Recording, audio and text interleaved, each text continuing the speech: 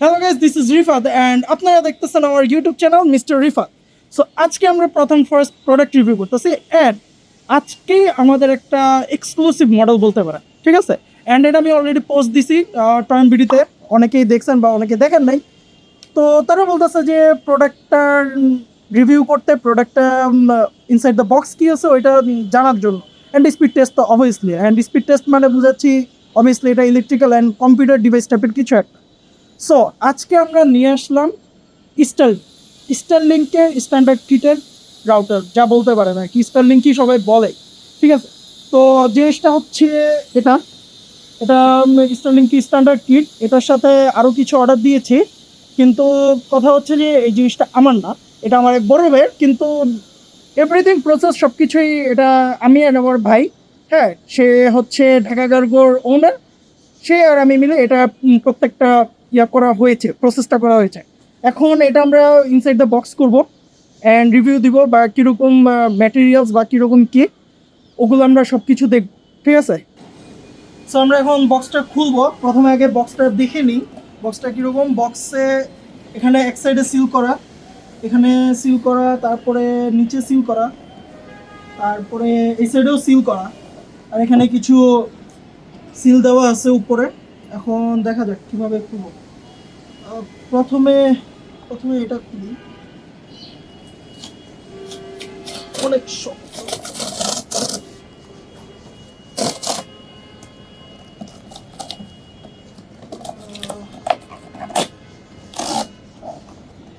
এটার ভিতরে মনে হচ্ছে আরেকটা বক্স আছে, দিয়ে আঠা দিয়ে লাগানো। এটা আঠা দিয়ে লাগানো, এটাও মনে হয় খোলা লাগবে, দেখা যাক।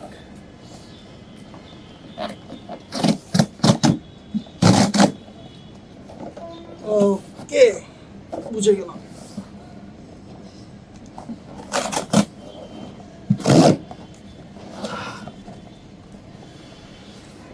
ওকে, মনে হচ্ছে উল্টাভাবে খুলেছি নাকি ঠিক আছে? হ্যাঁ, ঠিক আছে। প্রথমে এটাই আমাদের সেই স্যাটেলাইট, অ্যান্ড সাইডে রাখি। This is the first biggest manual and simple. Actually ম্যানুয়ালটাতে কিছু নেই, পুরোটা একটা কার্ডবোর্ড অ্যান্ড হোয়াইট ব্ল্যাঙ্ক। এখানে অ্যাপ নামানোর জন্য কিওয়ার্ড দেওয়া, 2 নম্বর কীভাবে রাখতে হবে, কীভাবে কানেকশন দিতে হবে, আর 3 নম্বর এখানে মনে হচ্ছে কীভাবে রাখতে হবে এটা দেখাচ্ছে, আর 4 নম্বর এখানে কীভাবে কী করা লাগবে ওইটা আমরা পরে দেখি। ওকে, তো ইনসাইড দ্য বক্স এখানে একটা তার আছে, তারটা আমরা খুলি, একটু দেখি খোলা যায় নাকি। রাবার করা, মনে হচ্ছে ছিঁড়া লাগবে, সরি।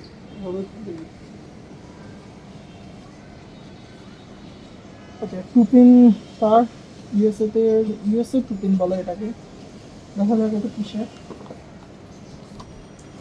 অ্যান্ড এটা মনে হচ্ছে ইথারনেট কেবল, আই গেস। হ্যাঁ, ইথারনেট কেবল। এত হাই কোয়ালিটি কেবল আমি এর আগে কখনো দেখিনি অনেস্টলি। আর এটা দেখি ক্যাট 6 নাকি কি, এটা ক্যাট 5E প্যাচ কেবল। তো এটাতে জিবিপিএস নাও পেতে পারি, হোপসো, দেখি। আর এটাই হচ্ছে স্টারলিংকের রাউটার। এটা অনেকের রিভিউতে আমি দেখিনি, আর অনেক সিম্পল একটা রাউটার, অনেক হেভি। এরকম রাউটার হয় না, অ্যান্ড কোনো বাটন টাটন নেই, জাস্ট একটা পাওয়ার কেবল। এটা কি, এটা দেখিনি। এখানে দেখাচ্ছে স্যাটেলাইটের একটা আইকন, পাওয়ার কেবল। ওকে, এটা স্টারলিংক রাউটার, ঠিক আছে। এটার মডেল নাম্বার দেওয়া, এখানে ইনপুট 12/30 ভোল্ট, 2.5 অ্যাম্পিয়ার, অনেক কিছুই দেওয়া। ওকে, আই গেস এটা লাইট। এটা যদি রাউটার হয় তাহলে এটা, ওকে, এটা পাওয়ার সাপ্লাই, তাহলে এটা পাওয়ার অ্যাডাপ্টার।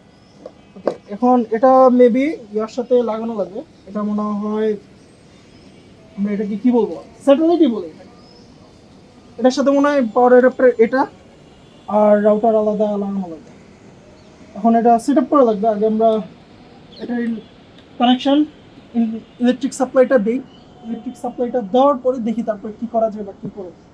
সো আমাদের সেট আপ শেষ। এখন আমি জাস্ট একটু কুইক সেট আপটা দেখেন। আমরা প্রথমে পাওয়ার কেবলের সাথে পাওয়ার কেবল দিয়ে আর কি ইন্টারনেট কী বলে এটা কারেন্টটা লাগাইলাম। কারেন্টের ওদের পাওয়ার কেবলটা অনেক ভালো, অনেক হাই কোয়ালিটি।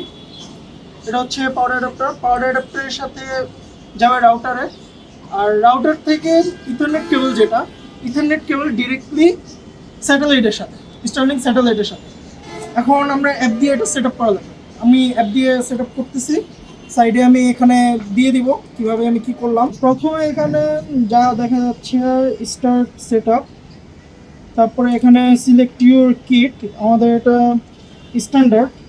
এখানে আরও কয়েকটা কিট আছে, actuated, mini, enterprise, flat, high performance, আর অনেকগুলো, কিন্তু আমাদের টি স্ট্যান্ডার্ড। কনফার্ম। লোকেশন লাগে, সো টার্ন অন দিয়ে দিলাম। চেক ফর অবস্ট্রাকশনস, তো এটা হচ্ছে যে আপনার ও চেক করে নেবে যে আমাদের স্কাইতে কোনো প্রবলেম আছে নাকি বা ও কানেক্ট হতে পারবে নাকি। আমি এটা দিয়ে দিই যে find an open area, scan the entire sky. I am ready. Point your camera up. Okay, point your camera up. তারপরে এই যে আপনারা দেখতে পারতেছেন স্ক্যান করে নিচ্ছে ওয়ান অফ থটস। দেখি স্ক্যান করুন। 56, 70, 89, 90, 100। Okay, view result.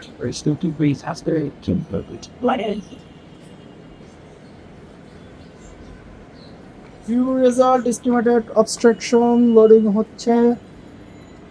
ওকে, লোডিং হচ্ছে 45, 50, 70, 94. Some interruptions, frequent distinct interruptions. ওকে, কিছু ইন্টারাপশন। One eternity later. আপনারা এখানে দেখতে পারতেছেন যে আমি স্টারলিংকের অফিসিয়াল যে অ্যাপটা আছে এটা দিয়ে স্পিড টেস্ট দিয়েছি, আর উকলার বিভিন্ন সার্ভার চুজ করে আমি স্পিড টেস্টগুলো দিয়েছি।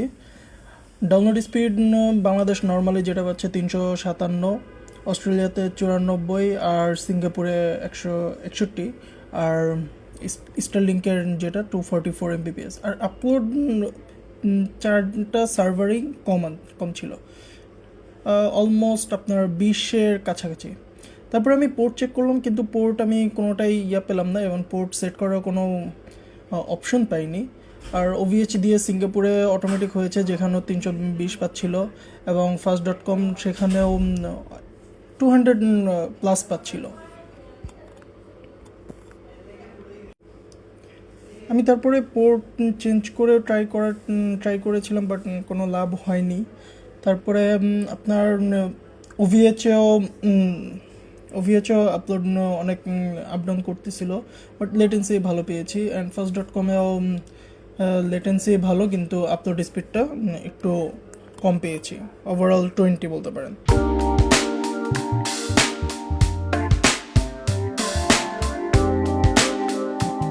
Thank you for watching the video, and I have made a list যেগুলো আপনাদের কমেন্টের থেকেই আমি বানাইলাম। সো দ্য লিস্ট যা যা আছে, speed test and speed test with Ethernet. Speed test আমি যতগুলো করলাম সবগুলো আমি দেখালাম। আমি মানে যতগুলো সার্ভার আমি ট্রাই করলাম সবগুলোতে আমি ভালো পাচ্ছিলাম, বাট বিডিএক্স অথবা বলতে পারেন যে বিডিএক্স অ্যাকচুয়ালি আমাদের এটাতে বিডিএক্স পাবেন না, স্টারলিংক অবভিয়াসলি, বাট আমি বাংলাদেশি সার্ভার দিয়েও ট্রাই করছি, তো ওইটাতেও একটু কম পাচ্ছিল। বাট ওভারঅল স্পিড আমার মতে ভালোই। তারপর speed test with Ethernet, speed test with এথারনেটও আমি সেম স্পিডই পেয়েছি। আমি আমার বাসায় এনে তারপরে সেট আপ করার পর আমি সেম স্পিডই পেয়েছি। অল্প একটু লাইক 1-2 MB আপ ডাউন হয়েছে, ওটা I don't think it would matter. তারপর U and BD server speed test. Okay, আমি ইউ করলাম, ভিডিও করলাম, ওগুলো আপনারা অলরেডি দেখছেন I guess. Package rate and from war to top up. Okay, তো প্যাকেজ রেটটা হচ্ছে স্টারলিংকের 3টা প্যাকেজ আছে। 3টা প্যাকেজের মধ্যে আমি প্রথমে যেটা নিয়েছিলাম ওইটা ওদের রেসিডেন্সিয়াল ছিল, যেটা বাংলাদেশে অ্যাভেলেবেল না। ঠিক আছে, সো স্টারলিংক এখনও বাংলাদেশে অ্যাভেলেবেল না দেখে ওই প্যাকেজটা আমি ইউজ করতে পারিনি। সো ইন দ্যাট মোমেন্ট যখন আমি রিভিউগুলো করতেছিলাম, তো তখনই আমার ইনস্ট্যান্ট সার্ভিস আমার চেঞ্জ করা লাগছে। চেঞ্জ করে আমার রুমে নেওয়া লাগছে, যেটা $160 পার মান্থ। ঠিক আছে? সো হ্যাঁ, ওইটা। আর সেকেন্ড হচ্ছে ওয়ে টু টপ আপ। আপনার স্টারলিংকের যেই অ্যাকাউন্ট আছে ওখানেই আপনার কার্ডটা অ্যাড থাকবে, অ্যান্ড ওখান থেকে এভরি মান্থ টাকাটা কেটে নেবে, অ্যান্ড ডলারে নিবে অবভিয়াসলি। আর যদি আপনারা অন্য কোনো রিজিয়ন থেকে স্টারলিংকটা নিয়ে আসেন, অথবা আপনি মানে অ্যাক্টিভিটির সময় ওই ইয়াটা দেন, রিজিয়নটা দেন, তাহলে ওই দেশের ইয়াতেই টাকাটা কাটবে। অ্যান্ড আমি দেখলাম যে আপনার কালকে মেবি আমি টেস্ট করলাম যে ইউকেতে ওভারঅল একটু কয়েন আছে। ঠিক আছে? তো যেখানে নর্মালি $160, ইউকেতে 140-35 মতো যায়। তারপর প্রোডাক্ট প্রাইস স্টার্লিং.com ডিরেক্টলি আমি স্টার্লিংকের ইয়া থেকে কিনেছি।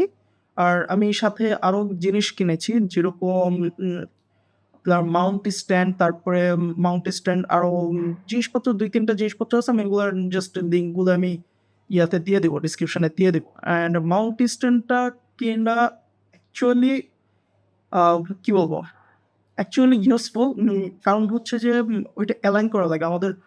এটা ইনস্টল করতে 3 ঘন্টার কাছাকাছি চলে গেছে, অ্যান্ড এটা অ্যালাইন করা লাগে, অ্যান্ড পারফেক্ট লাইক ডিগ্রি আমাদের 2 ডিগ্রি পর্যন্ত মিসম্যাচ হয়েছিল, অ্যান্ড ওইটাও আমাদের ফিক্স করা লাগছে। সো ওই স্ট্যান্ডটা হইলে স্যাটেলাইটটা নিজেই ও অ্যালাইন হয়ে নেয়। আর মেবি একটা 500 or something এরকম কিছু হয়, $500-550 স্পিড টেস্টটা তো করা হইল। Ping in games, okay.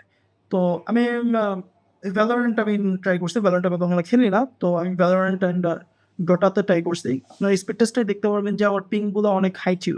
So obviously same পিংয়ে আমি গেমসগুলোতে পেয়েছি। যেরকম ভ্যালোরেন্টে আমার 150+ ছিল, যেটা অবভিয়াসলি বাংলাদেশিরা মানে বলবে এত কেন হবে। কিছু করার নেই, এটা অ্যাকচুয়ালি কানেক্টটা হয়। আমরা যখন কানেক্ট দিলাম তখন থেকে যে এটা মালয়েশিয়ার স্যাটেলাইট থেকে কানেক্ট হচ্ছিল। সো অবভিয়াসলি পিংটা বেশি থাকবেই, এটা নর্মাল। যতদিন পর্যন্ত আমাদের বাংলাদেশে অ্যাভেলেবল না হচ্ছে, ততদিন পর্যন্ত পিংটা এরকমই থাকবে। Why did you purchase it? Okay, same question. আমি স্টার্লিং থেকে কিনেছি। Okay, did Bangladeshi customs get it? Okay, Bangladeshi customs get you, এটা আমি একটু পরে বলতেছি। তারপর ওয়েদার কন্ডিশন। ওকে, ওয়েদার কন্ডিশনে এটা কোনো প্রবলেম হবে না, আই গেস। আপনার জাস্ট আপনারা জিনিসটা রিভিউ সময় আমি দেখতে পেলাম যেটা, যে এটাতে ময়লা অনেক টানে। এটা মেটেরিয়ালটাই এরকম, আমরা এরকমভাবে টাচও করি নাই, বাট তারপরে স্টিল অনেক মনে টানছে। অ্যান্ড এটা হ্যাঁ, ওয়েদার প্রুফ কন্ডিশন, বৃষ্টি হলেও কোনো প্রবলেম হবে না। ওকে, সো কাস্টমসের ব্যাপারটা হচ্ছে যে আমাদের কাস্টমসে কোনো প্রবলেম হয়নি। অ্যান্ড কাস্টমস ওরা নিজেরাই মানে আমরা যেই সিএনএফকে দিয়ে আনিয়েছি সেই অ্যাকচুয়ালি জিজ্ঞেস করতেছিল যে জিনিসটা কি, অ্যান্ড আমাদের কাস্টমস পরিচিত। সো আমরা এনেছি ঢাকা কার্গো দিয়ে, যেটার পেজের লিঙ্ক আমি ডিসক্রিপশনেও দিয়ে দেবো। ডিসক্রিপশনটা আমি সব কিছু দিয়ে দেবো আপনাদের। আই ডোন্ট থিঙ্ক প্রবলেম হবে। সো যেই বড় ভাই জিনিসটা অর্ডার দিছে, সে অ্যাকচুয়ালি আমাদেরকে জাস্ট প্রোডাক্টের প্রাইসটা দিয়েছে। আমরা যা বলেছি যে এত ডলার এত টাকা আসবে, সো সেটা পেমেন্ট করেছে। পেমেন্ট করার পরে আমরা এটা অর্ডার দিয়েছি। তারপরে এটা আমরা অর্ডার দিয়ে আমরা যখন এনেছি, বাংলাদেশে এনেছি, তখন তার থেকে আমরা শিপিং চার্জটা নিয়েছি। অ্যান্ড শিপিং চার্জটা 15-20K এর মতোই হবে। তো আমি এটা এক্সাক্ট বলতে পারবো না। ওইটা আপনাদেরকে যাকে দিয়ে আনাবেন, শিপিং যাকে দিয়ে করাবেন, তার থেকেই জানা নেওয়া ভালো, কারণ এটা অনেক আপ ডাউন করবে। আমরা এর আগেও স্টার্লিং আরও 2-3টা এনেছিলাম, বাট ওরকমভাবে করা হয়নি। হ্যাঁ, এটা আমি রেকমেন্ড করবো যে আপনারা অবভিয়াসলি পেজে থেকে জেনে নেবেন যে অ্যাকচুয়ালি কত পড়বে শিপিংটা। আর কাস্টমসে কোনো প্রবলেম হয় নাই আনটিল যদি আপনারা কোনো মনে করেন একসাথে 3-4-5-6টা আনেন, তখন কাস্টমস জিজ্ঞেস করতে পারবে নর্মালি যে আপনারা এতগুলো কেন আনতেছেন বা জিনিসটা কি। তো আনটিল দেন কোনো প্রবলেম হয় নাই। ওকে, আর হচ্ছে যে এটাই কি ফার্স্ট ইউনিট? না, এটা ফার্স্ট ইউনিট না। কারণ হচ্ছে যে এর আগেও 2-3 জন আনছে। একজন তো আমি ইউটিউব ভিডিও দেখলাম যে সে বেগে করে নিয়ে আসছে। আর গুলশান আর বনানীতে মেবি 2টা ইউনিট আছে। বাট ওভারঅল হ্যাঁ, টপ 5 এর মধ্যে এখানে অনেকটাই থাকতে পারে।